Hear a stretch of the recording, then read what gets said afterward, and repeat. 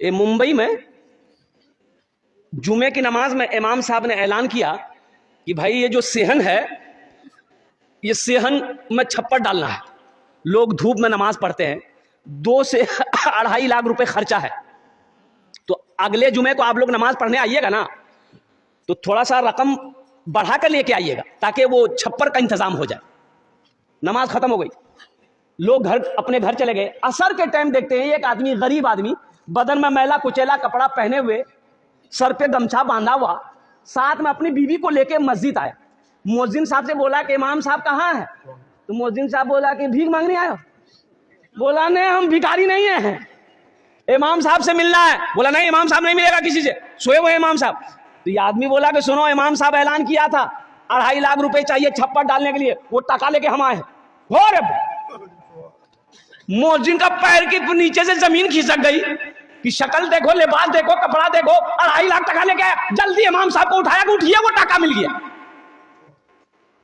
امام صاحب دروازہ کھولا, سلام دعا بھی بٹھایا. امام صاحب بھی اس کی حلیہ کو دیکھ کے تعجب ہو گئے. بولے بھائی پیسہ تم لایا کہاں سے؟ بولا حضرت لایا کہاں سے, ہم اپنے گھر سے لائے. وہ آپ میری شکل میرے لباس کو دیکھ رہے ہیں نا.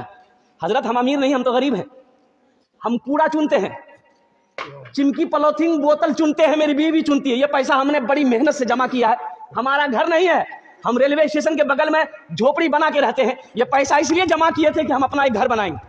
لیکن جمعے کی نماز آپ کے پیچھے پڑھتے ہیں, آپ نے جو اعلان کیا نا, ہم اپنی بیوی سے جا کے مشورہ کیے تو میری بیوی بولی کہ جس طریقے سے ہم لوگ رہ رہے ہیں 2-4-5 سال اور رہ لیں گے, لیکن لوگ نماز پڑھے, دھوپ میں نہ پڑھے, وہاں سایہ ہو, یہ پیسہ لے جا کر امام صاحب کو دے دی. اور سنو, امام صاحب بولا کہ نہیں بھائی, یہ پیسہ تو ہم ایسے نہیں لے سکتے, ہم صدر کو بلائیں گے, سیکریٹری کو بلائیں گے, خزانچی کو بلائیں گے. پورے محلے والا جمع ہو گیا. تو محلے والوں نے کہا کہ بڑی شرم کی بات ہے, یہ غریب آدمی 2.5 لاکھ روپیہ اکیلے دے رہا, وہ بھی کوڑا چننے والا, ہم لوگ اتنا زمیندار ہے, کروڑ پتی ہے, بلڈنگ والا ہے, یہ تو شرم کی بات ہے.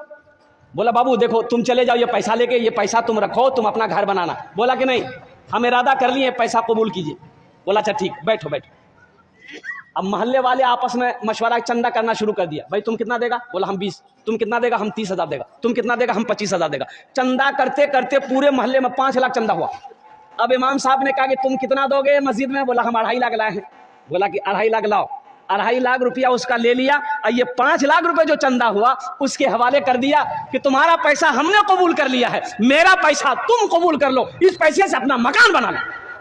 دیکھو اللہ کیسے نقد دیتا ہے, اللہ کیسے نقد دیتا ہے. وہ 2.5 دیا, اللہ کے راستے میں خرچ کیا, اللہ سنگے سنگ ساتھ 5 لاکھ دیا.